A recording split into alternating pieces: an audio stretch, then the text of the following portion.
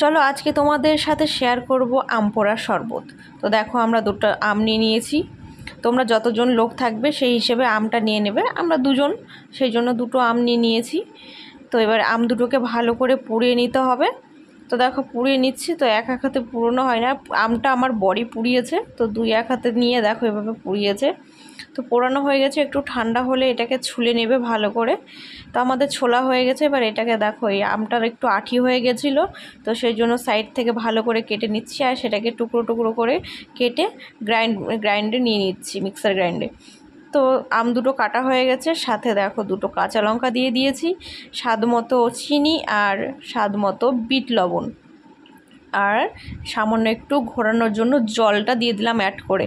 এবার এটাকে পেস্ট করে নেব সুন্দর করে। তো যেই মুটকিটা খুলেছি, এত সুন্দর একটা মানে গন্ধ বেরিয়েছে না, মনোমুগ্ধকর গন্ধ।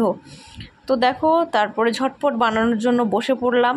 তো দেখো মিক্সারটা যেটা পেস্ট ছিল ওটা তো গাঢ় ছিল, তো ওখানে আমি একটুখানি জল দিয়ে দিয়েছি আর একটু চেটে দেখে নিয়েছিলাম যে কীরকম কি লাগবে। তো একটু চিনি লাগতো, সেই জন্য আমি দেখো একদম কাচের গ্লাসে চিনিগুলো দিয়ে দিয়েছি আর এই যে বরফগুলো গ্লাসে ঢেলে দিয়েছে আর সেটাকে আবার মিক্স করে নিয়েছে। আর তারপরে দিয়ে দিলাম এই যে মানে গ্রাইন্ড করা আমটা, দুটো গ্লাসেই আমি ভাগ করে দিয়ে দিয়েছি। এবার সেটাকে দেখো চামচ দিয়ে ভালো করে মিক্স করে নিচ্ছি। আগে আমি পুরো মানে জল দেইনি, দেখো পরের দিকে মিক্স করে আমি আবার ঠান্ডা জল অ্যাড করে দিয়েছি পুরো গ্লাস ভর্তি করে।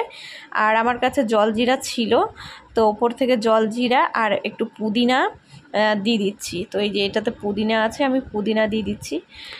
তো এইটা নিয়েও আবার ভালো করে মিক্স করে নেব। তোমাদের কাছে থাকলে দিতে পারো, না থাকলে নাও দিতে পারো, এটা অপশনাল। আমার কাছে ছিল তাই দিয়েছি। তারপর দেখো হাতে তুলে নিলাম শরবতের গ্লাসটা। তারপর আমার বর দেখো চুমুক দিয়ে বললো দারুণ হয়েছে।